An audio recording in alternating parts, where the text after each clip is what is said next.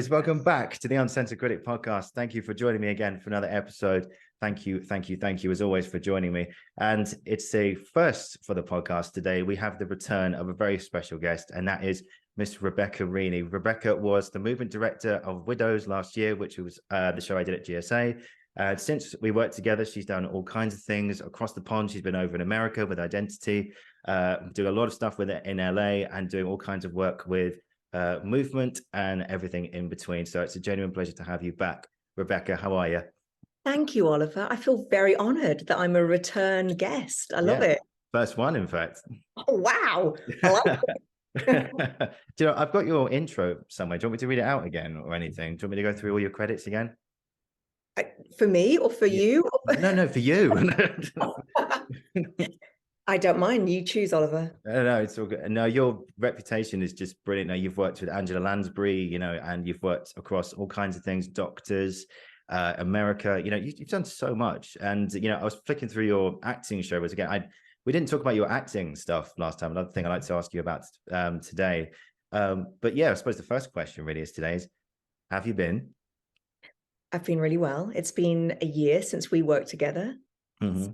It's been a year of discovery, and I think getting really clear about some of the things I want to do and how to call myself, because I studied in my master's for movement directing, coaching, but even though I'd already been doing that work before I studied my master's, and coming out of that, you almost have to re-find yourself.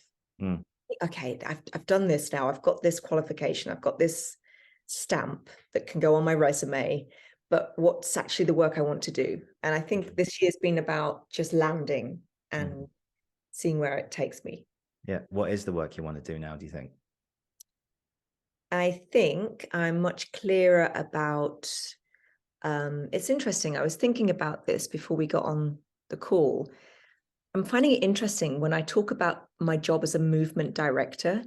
In our circle, obviously, you know what a movement director is because you're an actor. But when I talk about that to someone that's not in the acting industry, it's a really odd title. They don't quite understand it.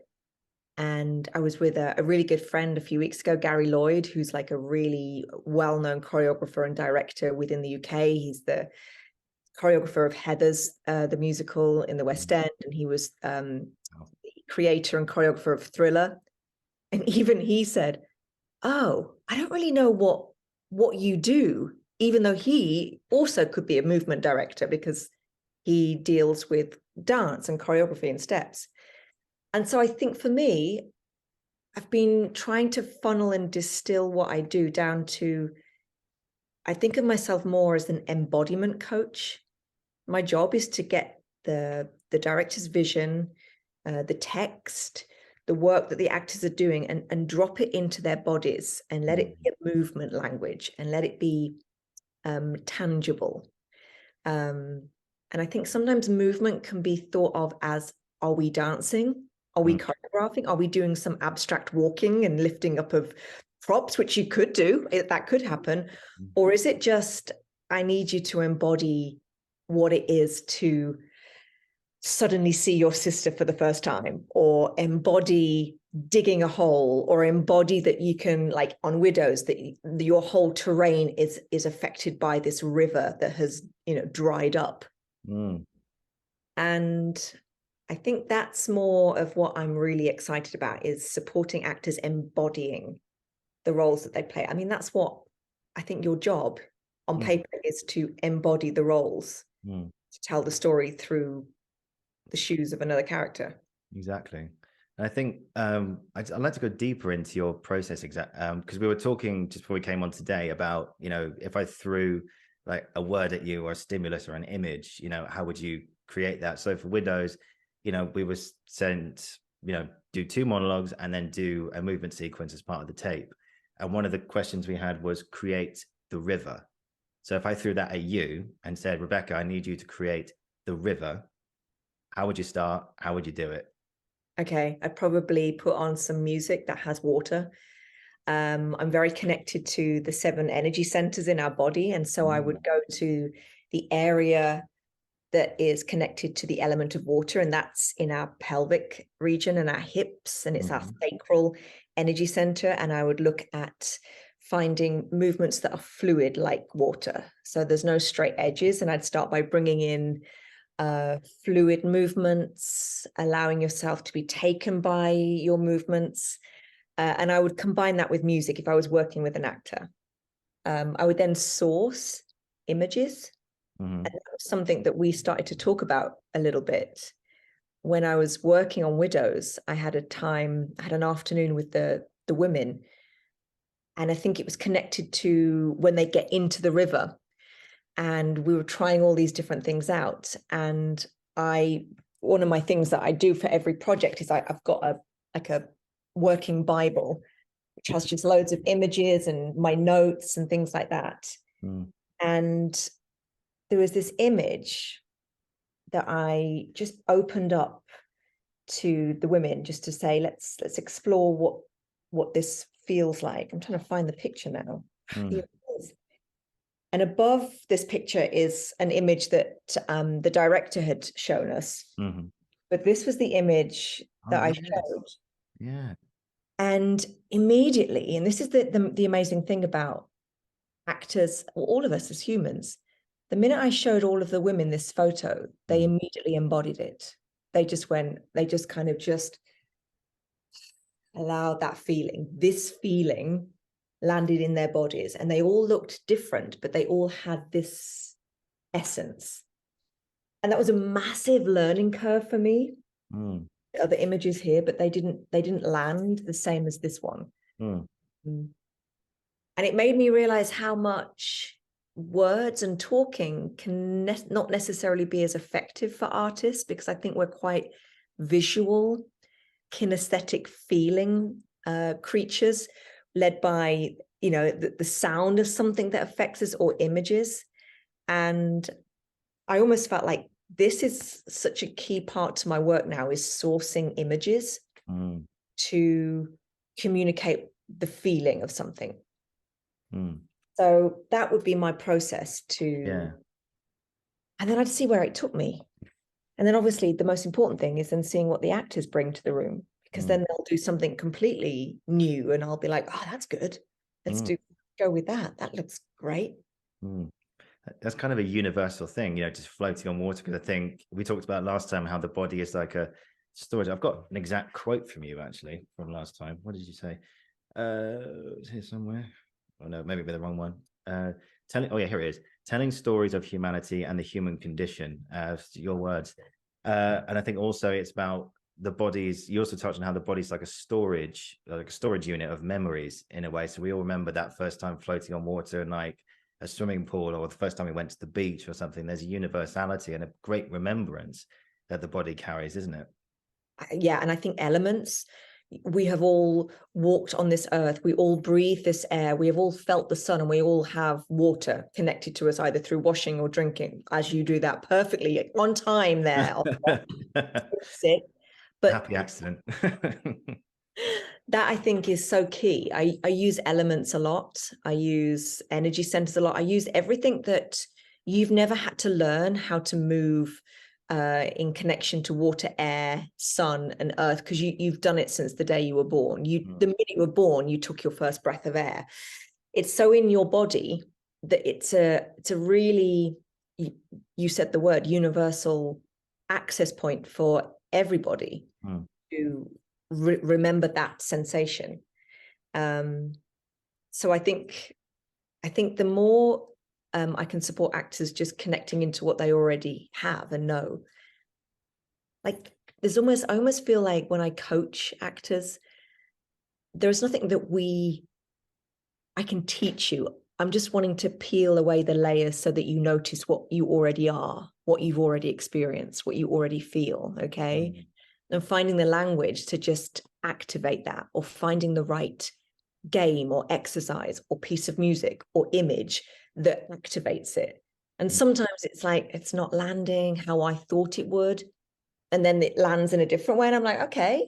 And then other times I just try something else. I say one other word and I get the thing that I wanted to see, and I'm like, that's the word, okay. I'll quickly write that down. But yeah, I think it goes hand in hand with my big belief is always saying to my actors that you are enough. You are enough. You don't need to show me anything, act anything. You are enough. Everything you need, every emotion you need to connect to, you have experienced. We've all experienced our emotions by the age of like 7. The reasons may be different, but you felt despair when you lost your teddy bear. You felt fear when the lights went off at night. You felt love. You felt from a very, very young age. So it's already in your body, those feelings.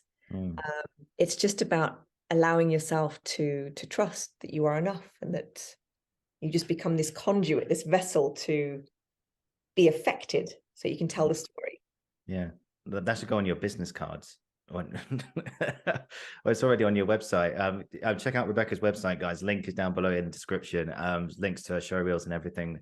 And there's a brilliant segment in your intro where you just simply say essentially what you said there. You are enough. You bring joy to the table. And I think you also say that makes you highly employable as well. Just being your natural, authentic self and not worrying about what I think a lot of people, particularly myself, and like when you do movement for the first time and you as you say, you start to peel back the layers, you start to discover things and you're like, oh, I didn't know that was there. And you go, oh, I'm not sure I want to show this, but it's definitely there. It's definitely me. But how, oh God. So how do you, but the thing, the rehearsal room, like particularly with yourself and, it's a safe space to do that. It's a safe space to explore your emotions and peel back those layers. And so what would you say to people who do movement for the first time or discover that vulnerability for the first time, and then they feel a bit sort of like, I'm not sure I want to do this? What would you say to those people? I get that all the time. I mean, I've had the number of sessions I've done with actors, new actors I've worked with before. And the first thing I always do is I say, okay, let's just start breathing. Let's just start releasing that breath. And I've had someone on that first exhale dissolve, because finally, wow, they've just let go. And it starts with the breath. I mean, that's movement, is breath. We start to get the flow going, okay? And then when I start to move, and I always sort of just preface and say, it's you'll start, because my job is to bring your attention into sensing, noticing what you feel in your body. Because movement for actors is the imagination and the body working together. It's not show me some jazz hands. It's about tuning in to the sensation of just, even if we were sat on this chair now and I said, let's all just slump and notice how that feels, and then sit up straight and notice how that feels, even the simplicity of that, you're starting to tune into sensation, physical sensation, and that comes with it feelings often, okay? If I start moving an actor, and I don't move them, they move themselves, and I always prompt with just really simple physical prompts. As they start to move, they start to get energy moving through their body. And so as you mentioned earlier, the body, we haven't processed a feeling. We've just pushed it back down in our body. We've suddenly feel this rush of anger, and then we just go and we push it down and we pretend that we're okay. That energy is just stuck in the body. It's just like, oh, we didn't let it out. We didn't fully feel it. A toddler is a brilliant example of how they fully feel things. If a toddler suddenly feels anger, they will like fully express it. It's like tantrum, dropping down on the floor, like stabbing, wailing. It's like the end of the world.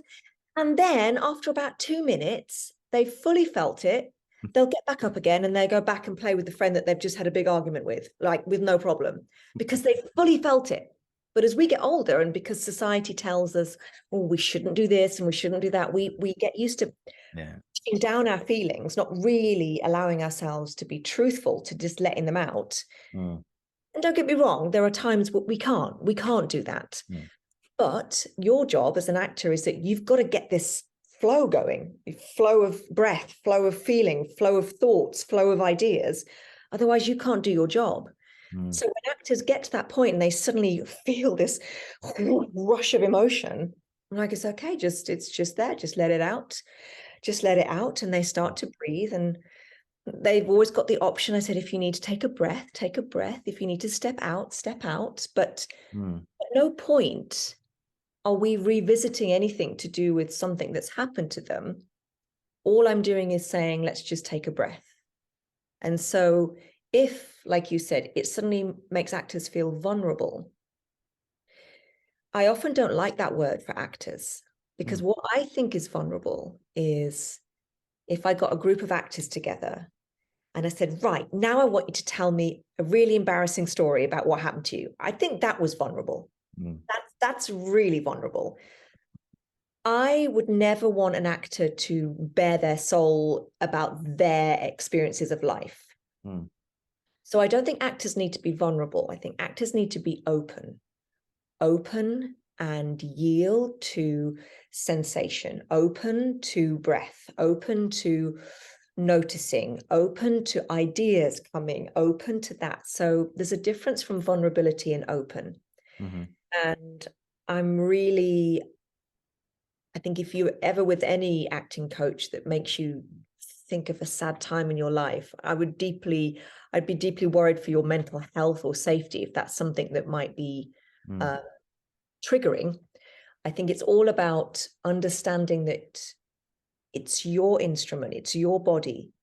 Therefore, you're going to feel everything in your body. So when you're connecting to your breath, you're just connecting to your breath and you're just letting that breath flow. If something rushes up, okay, then it rushes up. And we're all different on every different day. And we just have to get used to just letting that flow happen and being okay with feeling. We are so good at pretending that we don't feel anything in real life.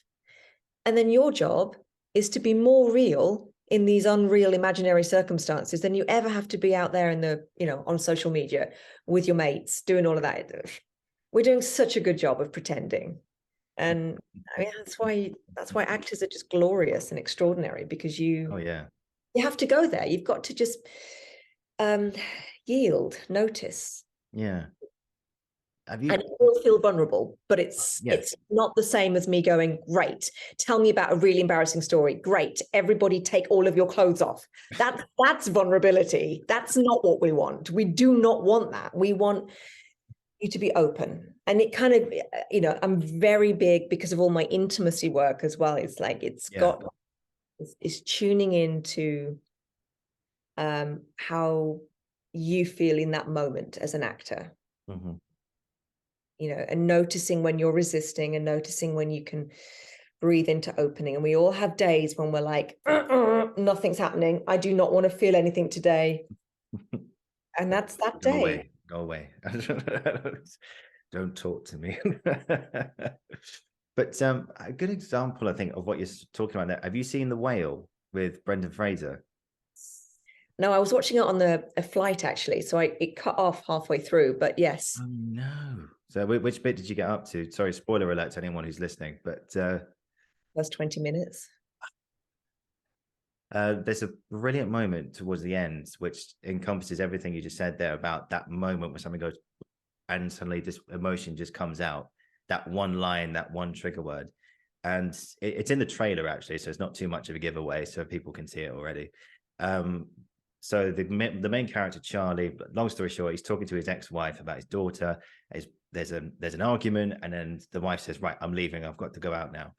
But Charlie needs that reassurance and everything. And he looks at her and he just says at the top of his voice, I need to know that I've done I need to know that I've done at least one thing right with my life. And I remember the first time I saw that, when I watched the trailer, I'll be honest with you, I started crying. Because, in my time, not to get too psychological now, but there have been times when I thought, am I doing the right thing? Am I on the right track? Am I doing something right now? And the first time I heard that, it was just like right there. And like you said, just went out there. And I can't imagine what it was like for Brendan Fraser to do that on set, just in that moment. I mean, I can sort of get a sense of it now. It's cooking right here, right now. So, but yeah, it's just that moment. I remember, again, I keep mentioning Widows, but I remember Widows it was one moment where it's not so much. I mean, like sounds and stuff. You like working with sounds and everything, not just lines as well, right? Yeah. Yeah. In Act 1, I remember Alexis comes in after the fight scene, and he's just there in all of, I've got bruised eyes, I've got everything. At one point, the captain slams his hand down on my shoulder, and I just scream in agony. And funny enough, even to this day, my mum says, if you ever mention that to me again, I never want to see that happen to you again. Not ever, not ever. And I was like, Mum, it's okay. I didn't get hurt. But the point I'm making is that it's that moment of that emotion. Like, it's there. It's one of movement. It wasn't in words. So it works both ways. So yeah. Does that make sense?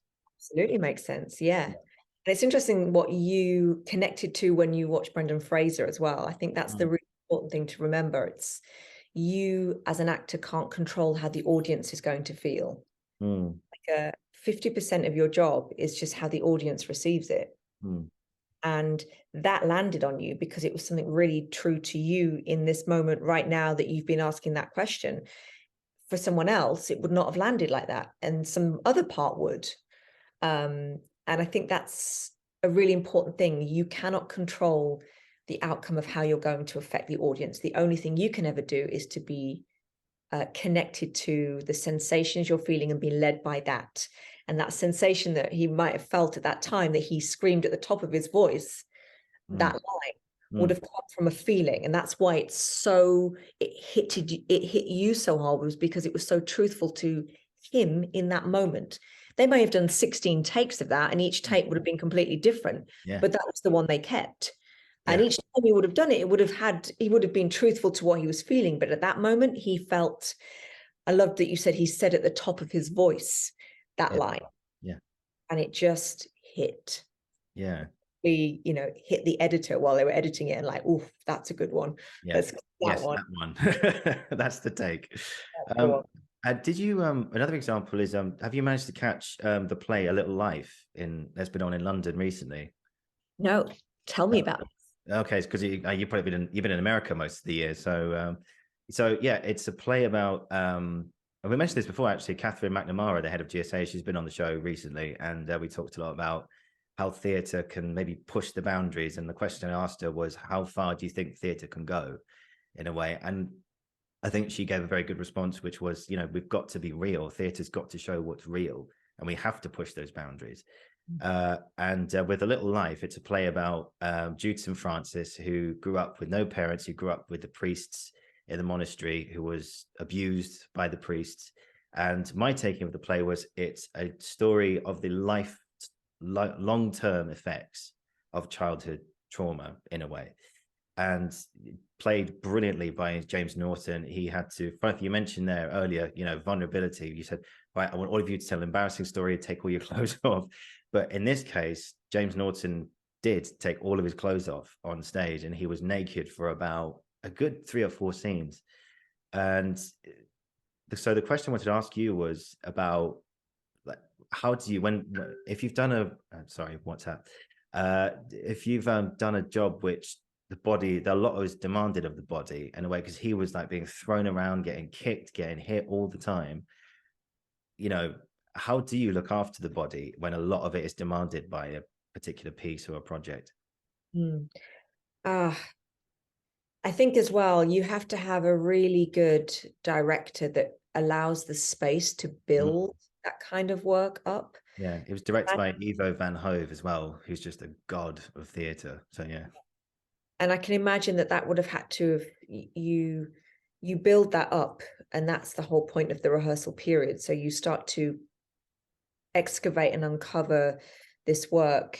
And certainly I'm imagining that if there had been like pounding happening to the body, there would have been a fight coordinator in there. There would have definitely been an intimacy director there if there was nakedness, because it's all about supporting the actor to feel comfortable in being able to not feel like I'm naked as the actor, but this is the story I'm telling, that I happen to be naked at this point. So that would have taken weeks and weeks and weeks to build up to, and wouldn't have happened until he wouldn't experience being naked until probably the dress rehearsal or tech rehearsal. And even then, with a lot of support around. I think for the actor, then, if you give the actor the space, and it's something as in depth as that character, by the sounds of it, there has to be an awareness that you can say, I just need a minute. I need time out. Can we look at another scene today? Is there something else? I think it's intense. It's a lot. You aren't going to be removed from that experience. Even, and I'm not talking about method acting. I'm not talking about anything. You are going to be, as an actor, just experiencing a lot, physically, physiologically, mentally, emotionally, energetically. And it just needs consideration. I think I'm so happy now that I feel this industry is moving into a full consent-led practice. So the actor has the voice to say, today I am in pain physically, or today I'm struggling to reach this. So can we look at this scene? Or I think it just has to have communication, space, and a nice steady building block. So it's not everything all at once at the very beginning on day one. Whoa, okay, hang on a minute. Time out, guys, time out. Yeah. And I think it's changed so much. I've just worked with a really young director, and she was wonderful at how she managed the room. And I kept saying to her, this is fantastic. Well done. Thank you. You are allowing this space for the actors and for this creation to emerge. And it's just exciting to think, if that's our new directors coming up, then that's, a wonderful, that will be a wonderful experience for everybody involved. Absolutely. So if I can ask you this question, what's been something you've worked on in your career, movement wise, and of course acting wise as well? We're going to talk about your acting in just a moment, but that's really pushed you to your limits, and what was your experience of that? I think I can only really think of that as an actor. Yeah. I think when I did Lady Macbeth with the Quiller Theatre, I think I might sneeze. But excuse me. Bless you. Sneezing aloud on podcasts. No, it's okay. Bless you. Yeah, I remember that was it was quite intense, because we did 2 show days. We did wow. In the week, I think it was like 4 days, but we did 2 shows on each day. Ouch. We did 8 shows a week, but it was condensed into 4 days. And I did the tour of that. I mean, I loved it, but I think that did take its toll. It took its toll when I came out of it. I felt quite, I'd almost again like, emerge and find my light a little bit more. And I remember going straight from doing that job into a musical theatre audition, and it was like the most jarring experience. I was like, I mean, it had been like I'd finished, and then 5 days later I had an audition, and I was like, I'm not feeling poppy and upbeat in musical theatre right now. I didn't realize I had this residue. Yeah. I think it's really important that we acknowledge that there has to be support for artists that are doing that work to remain in a place where they can bring themselves back into balance. You not only have to deal with the industry and not working and not knowing when your next job's coming and dealing with rejection, but then even when you do get the work can be immensely intense, and that can take its toll. So I think to have a real open conversation about support for actors, for understanding how much we need to shake off energetically those characters like a Lady Macbeth, to be able to move in. And I don't think I had myself prepared enough to know that, like I know now, being older and wiser, to be able to navigate that. That was the biggest one, though, I think, in terms of energetically and emotionally. It was that. I think Mark Rylance. I'd love to play her again. Oh yeah, for sure. Oh, it was the most challenging moment of my life. Yeah, we're definitely doing her again. But I think Mark Rylance talks about what's the word? If my brain's not working today, derobing of roles. He said that his thing, because like you say, sometimes playing someone like Lady Macbeth can leave quite the impact considering what she has to go through, and particularly like 8 times a week over 4 days, and then sometimes it stays with you, and then suddenly, I think there's a story of David Suchet. He was backstage and he's in the dressing room, and his friend was talking to him, and he was still in character of somebody. I can't remember who it was, but he said, "David, are you being you right now?" And he said, "Yeah, of course I am." He said, "No, I think you're still in character." So it's all the work, it does create like a residue, as you say. But with Mark Rylance, he says that at the end of a show, he leaves it with the audience and goes, "Okay, that's yours now," and then now I can go home and now be Mark Rylance again. But there's, on the contrast, Richard Armitage does when he did The Crucible. He said he sort of goes, "All right, thank you for coming to visit me." It's like a spiritual thing. Yeah, thank you for coming to visit me one more time, but please come back tomorrow. I need you tomorrow. There's all these things. What do you think about that? Love the spiritual connection to it. I think it's massively spiritual acting. Oh, yeah, hugely. Like this channeling of, like I said, you're this conduit, this vessel to embody this character and to tell this story. And I think it's massively spiritual. And that doesn't mean religious. That doesn't mean anything. It just means there's an energetic exchange that happens. I love that idea. It's that, like, thank you, calling it in. Can you come back tomorrow? Because I've got a matinee at 2:30. I love that. But I also love the robing. And I think we've got to acknowledge that if you've just gone through a whole journey where you've then, by the end of it, everybody in your life has died and everything, and you will be feeling grief. You will have gone through such profound, like, physiological fight or flight stress signals. I don't think it's just as simple of like, and now that's the end. I think you almost have to have a moment of just, okay, close your dressing room door, breathe, shower, and feel how you might need to just sit in that feeling and just fully feel it, and then have that moment of going, okay, and either saying to yourself spiritually, thank you for visiting me. That is not my story. That is not my life. I now place this over here.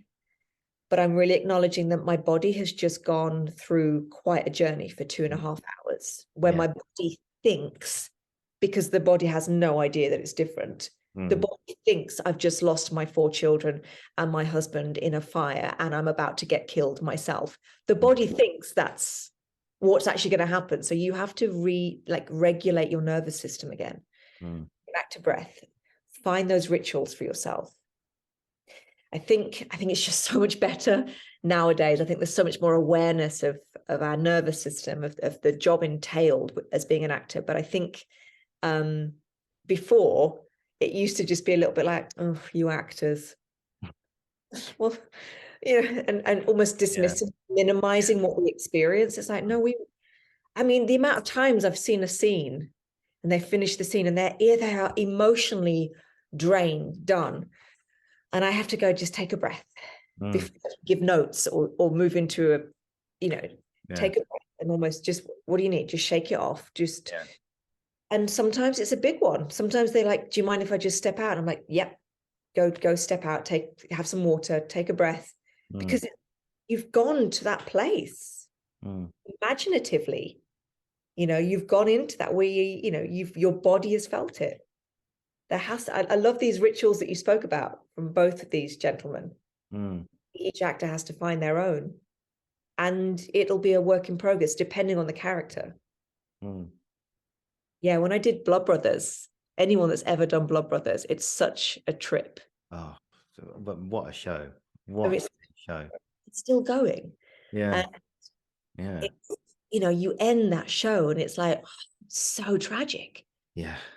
And you'd come off the stage and you'd just be soaked from sobbing, and you almost have to just like gather yourself jump in the shower. But the beauty about Blood Brothers is that it has immense joy in it. Oh, so the journey of Blood Brothers, it's only the end that gets quite intense. Other plays, though, you've got 2.5 hours of intense.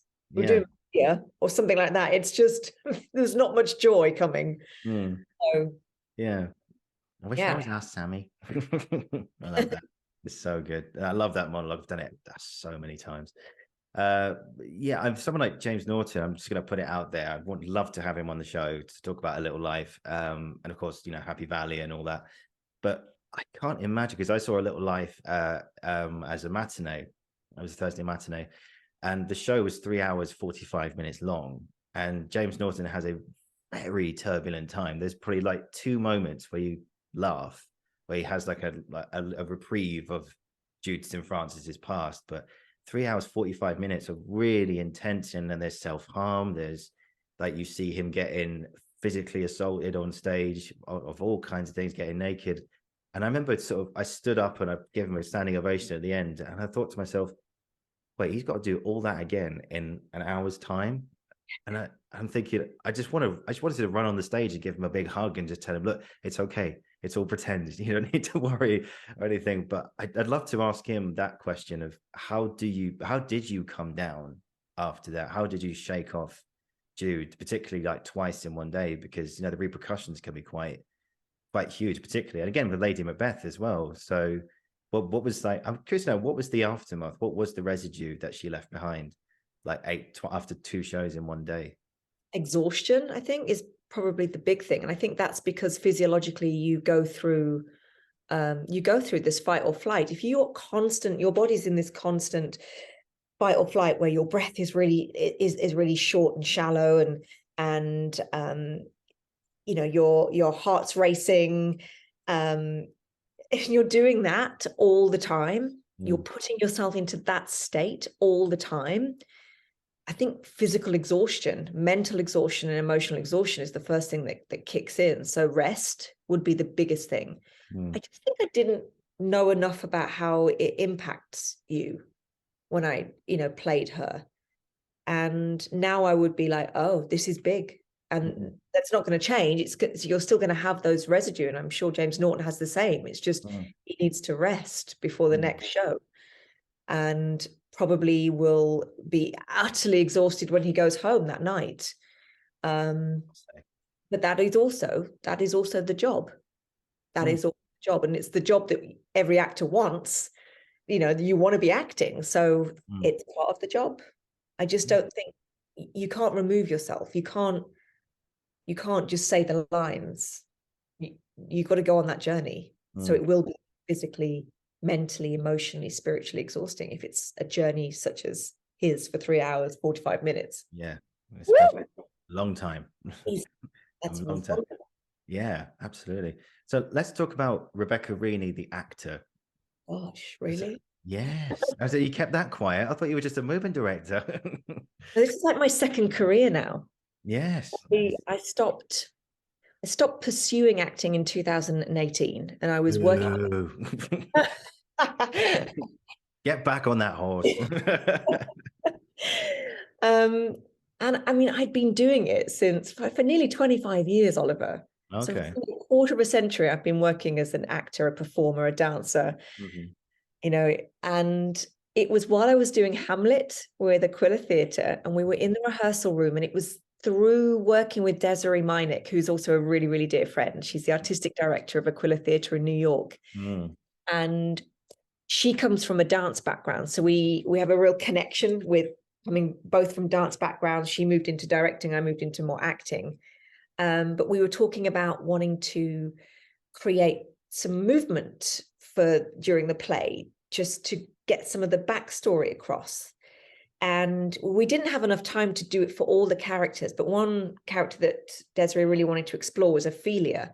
So there was a very, very simple movement sequence where Ophelia walks through and you see all the other characters interact and having what's going on in the other characters' worlds. And it's just the moment before Ophelia comes back on again, mad with her madness. And I just loved watching, and this is why I'm particularly keen in response to your first question a long time ago, what do I want to do? I really love the classics like Shakespeare and working on operas, because there's such subtext that can be expressed and explored through movement without words. We don't need any more words. We've got the beautiful words of Shakespeare. We've got the beautiful musicality and lyrics and words of opera. What I would love to explore is the actual the dynamics of a relationship or the inner world of a character's thoughts just by through a simple movement sequence, or just to allow the audience a moment into the privacy of that character. And that's what happened with Aquila. We explored Ophelia, sort of connecting to each person, Hamlet leaving her father dying, not trusting Gertrude and the king, all of this. And we saw her be affected. So you could see what has impacted her to reach the point where she comes on mad. And I just loved the amount of storytelling in the body. And I remember finishing that job and I made this announcement. I was like, I am going to now do movement with actors. I didn't even know what that meant.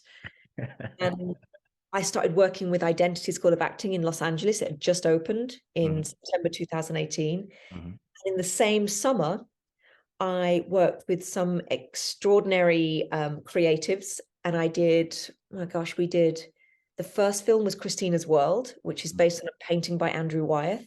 The cinematographer was Senda Bonet, who's an incredible creative.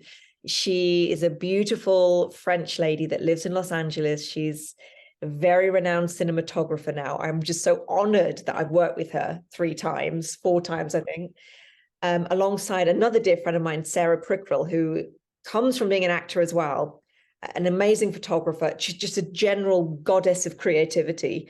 And I started to then work with camera, film, and movement and telling stories. And so I very quickly started to work with this little skeleton pool of female creatives. We did Christina's World. We did a La Croix commercial spec. We did something for Prius. We did something for like a laundry spec. What else did we do? And then this just kind of continued. And while I was living in Los Angeles, and then when I was working with my students at Identity, a couple of my students asked me, can we make a film? And we created a film called Moved, which was with Matthew Law. Yes, yeah. The cinematographer was Matthew Homp, who is, the two Matts worked together. And then Gracie Mercedes was the producer, and she was in it with Matthew. And that really opened my eyes to how you work with film and movement. And I just loved it. So going off on a tangent, that's just where I naturally started to put all my energy. And I think the industry of acting is very different in America to the UK. I think I come from theatre as my first love and first experience of working as an actor. Yeah, me too.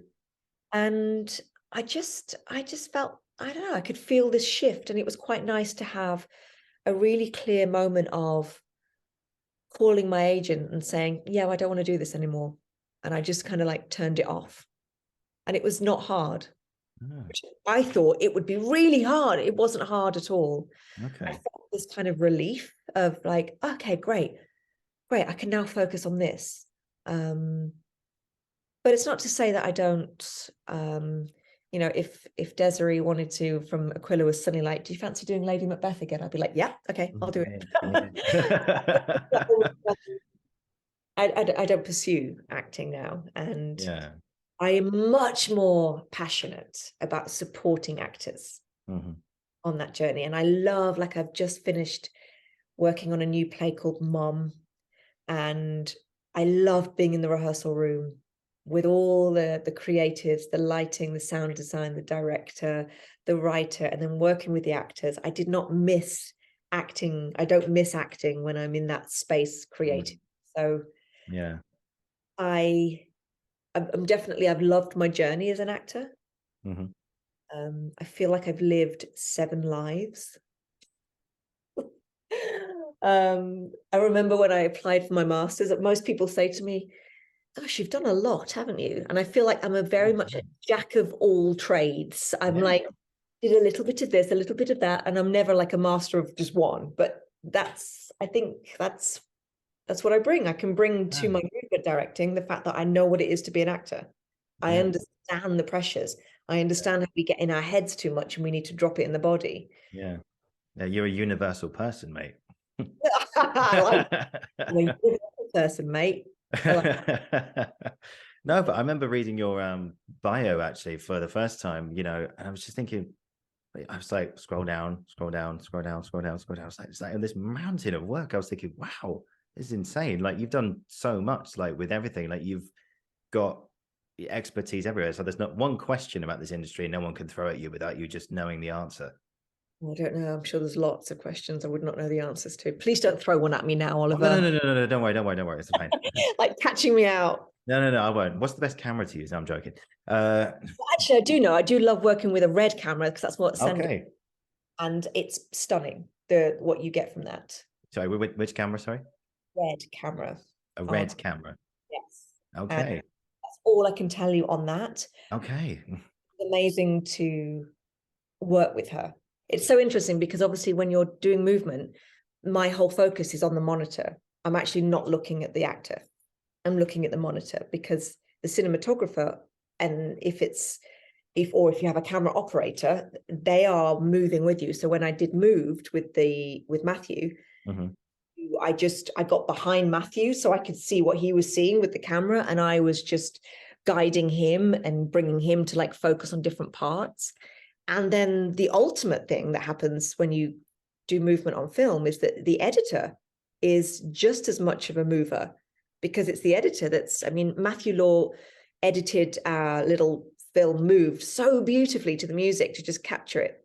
And it goes back to what we spoke about earlier. I remember creating a Pinterest board for Moved. I had this idea and I put these images up, and I said, I definitely want to have images of like body interconnecting and all of this sort of stuff. I gave like a feeling over to the actors and to Matt, the cinematographer, so that when Matthew Law came to edit it, he had this feeling from what I'd given to him, these images, this sense of it, and then finding the music. And so the editor, the cinematographer, the director, and then me working as the embodiment and movement coach and director, it's such a collaborative thing. It's not just it's slightly different to theatre in that respect.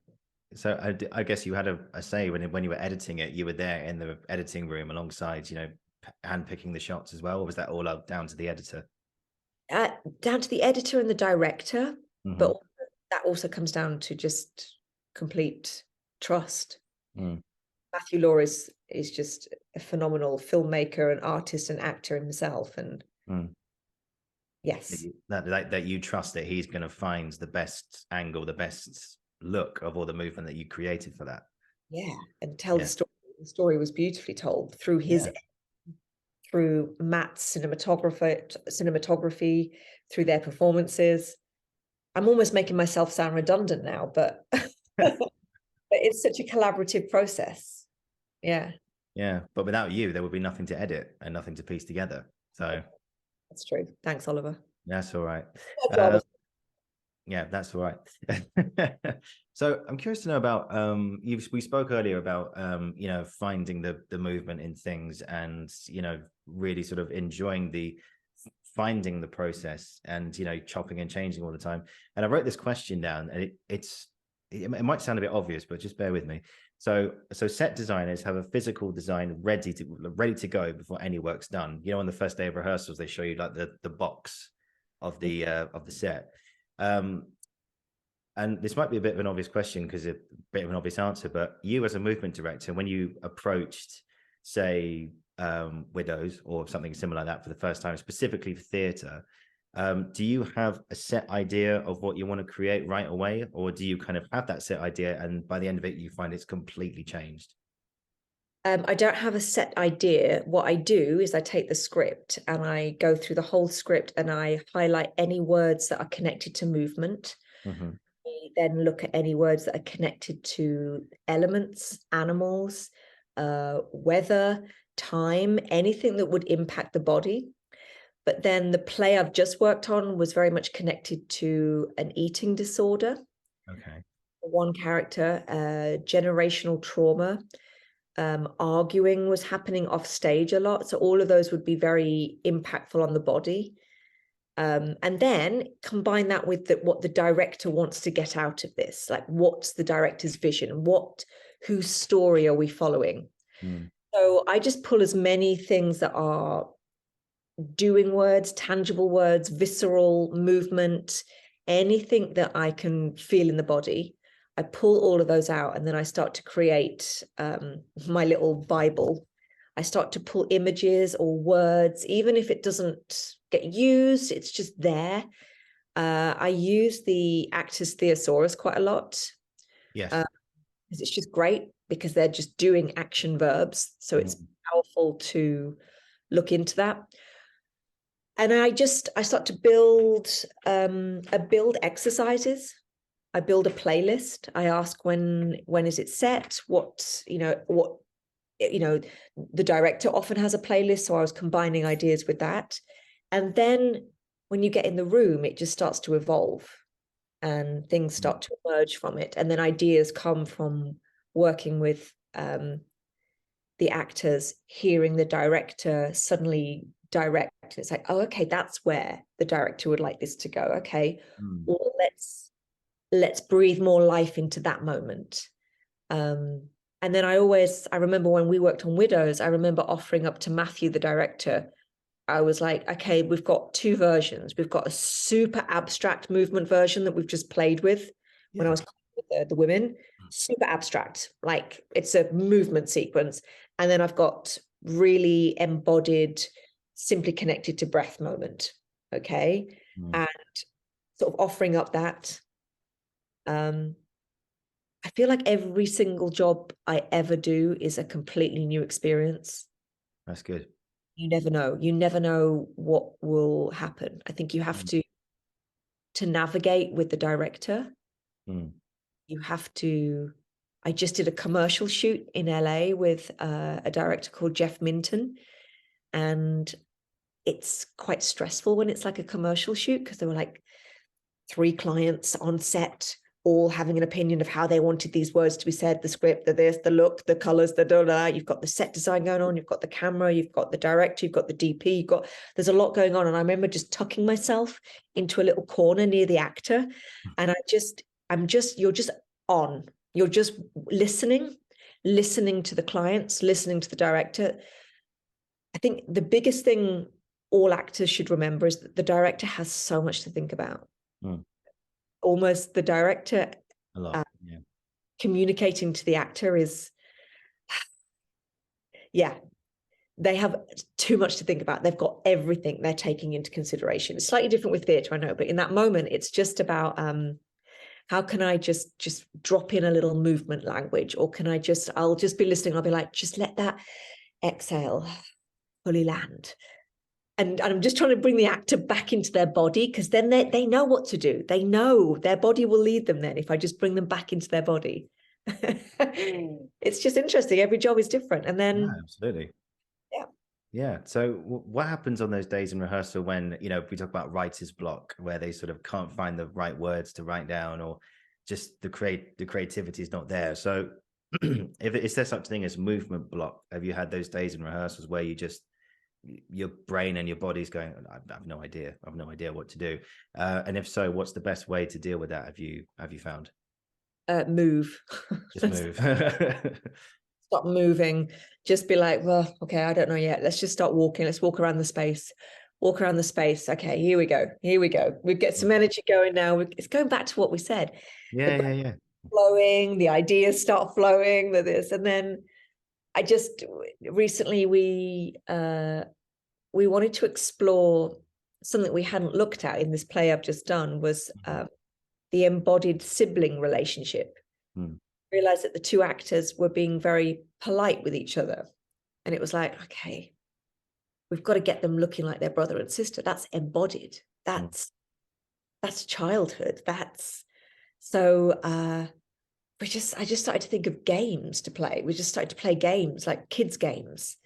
And I found a ball that the director had. We started playing games with that. And then I knew I wanted to have like some kind of hitting, but not that. And then we started to play the game. You know, when you put your fingers together and you need this game. Yes. Play that, and that game was the one that went, there we go. Now we've got something. And it suddenly produced something in the actors that was funny. And the way they started to talk to each other was much more like a brother and a sister. They weren't light. They were just like were seriously playing. They became competitive with the game, and it's wonderful. But yeah, when I have those blocks, just move. Everyone could just move. Just gosh, just get up. Let's just get up. Let's just walk. Let's just walk. Just use the space. Just do something. Just do something. Go outside, blow your nose, do something. Uta Hagen always used to say, I love Uta Hagen. Yes. Possibly love Uta. An actor could ever buy is A Challenge for the Actor, best book ever about acting. And I remember watching one of her YouTube videos where obviously it's been recorded way before anything was ever recorded. Yeah. And she just made this note to an actor. She just said to the actor, you know, the trouble was you were just in your head at the beginning. Just do something. Take your sock off. Do something. And I always remember that night, just take a sock off. Do something so that you're in your body and then start the scene. Yeah. I'm always like, take a sock off. Do something. Yeah. Just there's a workshop. I can't remember who did it, but you know the playwright Eugene O'Neill, right? Yeah. He did this monologue from Long Days. No, what was it? Beyond the Horizon. Beyond the Horizon, I think it was. This very kind of poetic, flowery scene, and then the guy hosting the workshop went, okay, it's very lovely and all, but there's no way to ground it. You know, similar to Uta Hagen, it was kind of like from the neck upwards, you know, and instead it was more kind of up here. But he said, okay, why don't you pack a suitcase or something? Just ironing a shirt or something. Just do exactly the same thing. Just pack a suitcase. I was like, okay. We packed the suitcase, and it was like this, like actually someone trying to escape, you know, and it took it to a completely different level, like a person actually talking. That makes sense, because he was doing things with his body, like picking things up, like, as you say, taking a sock off, just doing something that grounds him in his body, and the body goes, okay, this is what we do. So because in life, we don't talk from the head upwards. Oh, do I compare these to a summer's day? You know, you don't do that. That's just bad acting. So yeah, it's absolutely right. The whole grounding of the process as well. True. I've just realized something that's one of my pet hates. If you're going to do that, you have to fully commit to it. You know, when actors it's always happening on something, they get a mug and then they just take a sip and you know that there's nothing in there. I'm like, oh, stop it. I hate that. It's one of my biggest pet peeves. I'm like, got to another Uta Hagen, you've got to endow that object. You've got to imagine, is this hot? Is it completely hot? Are you just like getting a little bit of, you've got to commit to this fully. And it's so brilliant about actors. You've got these imaginations. You're just playing. Yeah. You know, the word in German for acting is Schauspiel, which translates as show play. You're just playing and you're just showing it. That's great. You've got to really play it. You've got to really, just like a 3-year-old would really play shops. They would set the shop up and it's serious. Oh, it's serious. Ever played with a 3 or 4-year-old and you cross over an area of the shop and they're like, no, that's the till. And you're like, oh, is it? I thought it was an empty space, but you know, there's full commitment. Yeah. Yeah. You've got to utterly commit 100% physically to that. So it's not just packing a suitcase because the director's told you to, but it's like, no, what would you be packing in this suitcase before you're about to leave? So you actually be really present to, well, I need, I'll probably pack 5 pairs of socks. I'll probably do, then you're thinking, then you're moving in truth to that moment while then saying your lines. Yeah. I suppose another thing I might trigger another of your pet hates here, so do forgive me. Is like when they pack a suitcase and when you pick up a suitcase, when it's packed, it's heavy, right? It's heavy, or at least, if it's big or it's small, but there's a weight to it. And like you see someone packing a suitcase on stage and it's like, oh, now it's light as a feather. And it's like, oh God. Well, remember the dead bodies of widows, and we had to really spend ages in a weight of that, which was, that yeah. was it. Well, one of my favorite memories of that was I remember Sabs Nethercliff, who's also been on the show. She said, "All right, you need to feel the weight of a body." So she got about 4 or 5 of the girls. So right, come to me, come to me. She just laid on the ground and went, "Okay, pick me up." I remember that with Sabs. And I was like, I was in the background going, "What's going on?" And the girls were like, "What? Just no, just pick me up. It's fine. Pick me up, get away." And they did. And I think, I can't speak for them, but I think it did help them, get the weight of the body, like when they picked up the bags afterwards. But that's what you got to do. That's what you got to do. You've got to find that authentic. Again, it's a question of authenticity. Are you authentically picking up that mug, picking up that suitcase, picking up that body? Because otherwise you're just going, that's not realistic. And you don't need to be an expert in acting to watch someone not fully embody something. I think most people will watch actors pretend to drink from an empty cup and know it's an empty cup. Yeah. It's not very satisfying. But if you watch an actor drag what's a pretend, dead body across the stage, or pick up an empty cup and endow it like it's full of hot liquid, it's really satisfying. Like, we physically react to watching that, and we get it. We feel it more. We're like, wow, oh, that looks delicious. Oh, yeah, I'll have a hot chocolate now. We are completely connected to the full authentic experience that the actor's having if they go for it. Yeah. I remember one thing I did at GSA, and forgive me if I sound like, oh, I'm really proud of this, but I was actually proud of this one thing I did. It was in a Lecoq class with Matt, and he said towards the end we got to the very last session, and he said, "Okay, I want to see a 2 to 3 minute etude, which is like a little piece. I don't know the exact French translation is, but he said, I want to see something." And I remember I had this idea at university look, this is going to sound very actory, so do forgive me. I remember walking home one night, and like pinball machines where you get a tiny little silver ball and it just goes everywhere, right? And I remember walking home thinking, what if I was just balancing a pinball on the back of my neck? What would happen next? And it it actually stuck to me. So it's not just like away or anything. And I just thought, and then just this movement routine just came out of nowhere of just balancing this ball like here on my hand, and then just flicking it up and then getting it, feeling the weight of it, feeling it in between my fingers. And then I did that for Matt. And then at one point I sort of clapped my hands and it just grew into this big thing. And he threw it out the wall and it came back at me. It was like straight at me. And then I had to sort of condense it down and then play with it again. So it's hard to describe it on here on the vicissitudes of Zoom, but I was very proud of that routine. So yeah. I completely feel it and see it, just the way you just. Yeah, hopefully I'd like to show you it one day. Actually, I'd really like to. Yeah, but we'll get a studio, and I'll be like, "Hey, Rebecca, watch this." And you've just got to have the full commitment to it, and it's fascinating. Yeah, I mean, it's incredible that we as humans, if you decide to make out of a tennis racket a saucepan that you're cooking with, if you fully commit to it, we will buy it. Absolutely suspend our disbelief and believe that it actually is a frying pan. We can. I mean, that's the beautiful thing of theatre. If there's a full commitment, that ability as humans to go, okay, I buy this. I get it. You are committed to it. I see it as well. Yeah, hugely. Now that was a moment I just thought, oh, screw it, just go for it, just see what happens, and if not, it doesn't matter. But if so, great. So that's all that matters. Cool. So we're pushed for time, Rebecca. We've got 15 minutes before we have to shoot off to your next class. So just a few more questions for you today.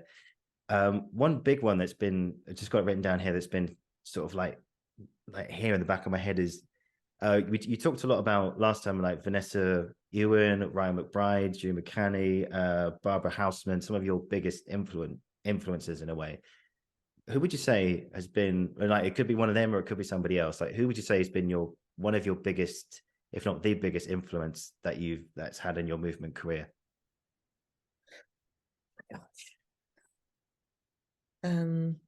On the spot, Oliver. Mm-hmm.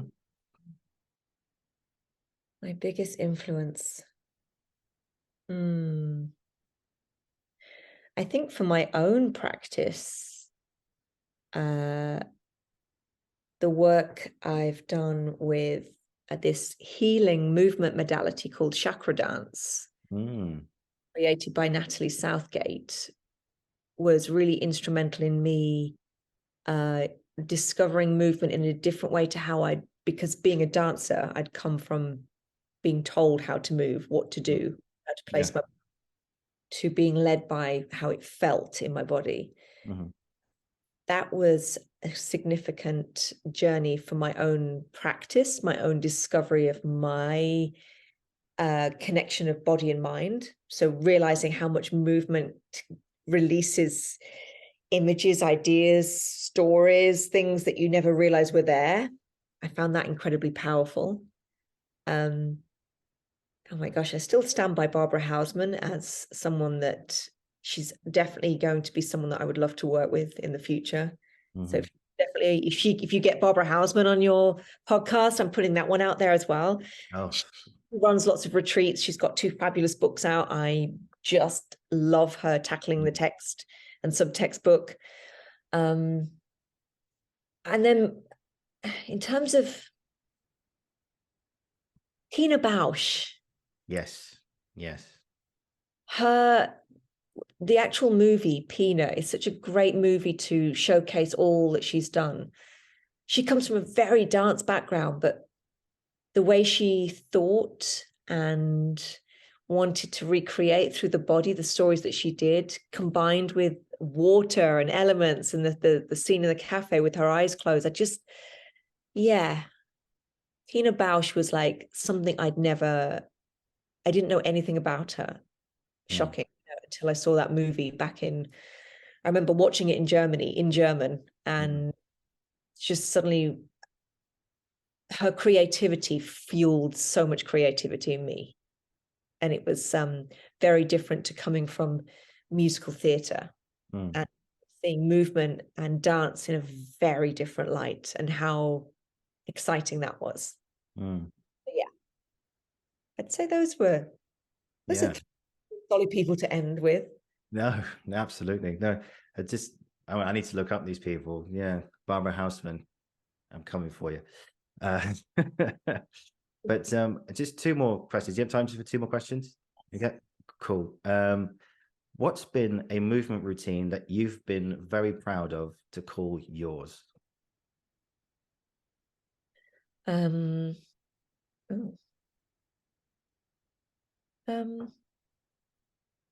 I think all my early work that I did with Sender and Sarah, I really love the choreography that was created again through building blocks and in collaboration with the 2 actors that I did with the La Croix. Again with Gracie and Matthew with Moved. Again, that was created, building blocks, always led by the 2 actors that I was working with. Yeah. And I think Christina's World, which if anyone watches that and then looks at the painting, which is by Andrew Wyeth, this was an exploration of a female who actually can't move the lower part of her body. So we explored what we could imagine she might want to feel like, how she moves. I think there's not one significant thing. I just feel really excited with every new job that I approach. Yeah.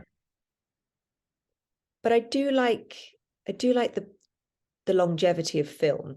I do like how it's captured, something that you don't get with theatre. So I will forever have those films, and that's nice to know that they will always be out there. But I love, this is my second career. I'm very new and green and excited to just keep working and keep meeting people and keep exploring and trying things out. And I'm currently in pre-production with friend of mine in LA about exploring a poem using American Sign Language as the instigator for the movement. That's really exciting. Wow. I think very powerful about auditioning deaf and hard of hearing actors to connect to that, and very much being led by them, and not knowing what was going to happen. Planting a little seed and then letting the actors lead me. I don't know. I just love creativity, and I love movement and seeing what evolves from that. Yeah, brilliant. And just finally, just to finish on, you probably answered this question already, but last time the finishing question was, what's been an experience you never forget? So you're the first one. I'm trying this out. First time this finishing question. What makes you happy? Nature, getting out and moving in nature, walking, putting on my walking boots, reading, learning, connection to that, books, and always going on that journey of self-discovery day to day, and being curious by how to navigate through life. But nature, I'm an absolute avid bird watcher. And I just saw a linnet for the first time, by the way, 2 weeks ago in Derbyshire. I saw a linnet. How exciting was that? Yeah, nature, getting my walking boots on, getting out in nature, just walking for hours with my binoculars. Yeah, and moving. Yeah, I can sort of see your face when you see that bird for the first time. Yeah, it's amazing. Wish I was there with my camera in the background, take the snapshot. That'll be your new headshot as well. Yes, it's brilliant. Rebecca, this has been so much fun, and thank you so much for coming back. I mean, it's been a pleasure talking to you. I mean, I still have, I know this sounds very podcasty, but I still have all these questions for you and everything. Just so many more things I want to talk to you about. So if you'd like to do a part 3 in the future, I'd absolutely love to have you back. Obviously you got more projects to do, so we can talk more about, you can get on with them, we can talk about them in the future. So yeah, if you'd like to, there's always a spot for you here. Oh, Oliver, thank you so much. I've loved it. I've loved speaking to you, and I would love to be the third on as well, a third session. Oh yeah, gold. Yeah, absolutely. We'll do a triple threat. It's coming. Yeah, I look forward to it. Rebecca, wow, thank you so much for this. This has been so much fun. If you just hang on, I'll finish the recording. I'll say goodbye to you one-to-one. But guys, thank you for watching. Thank you for listening. This has been the Uncensored Critic Podcast, and I'll be back very soon. And once again, for the second time, Rebecca Reaney, thank you. Thank you.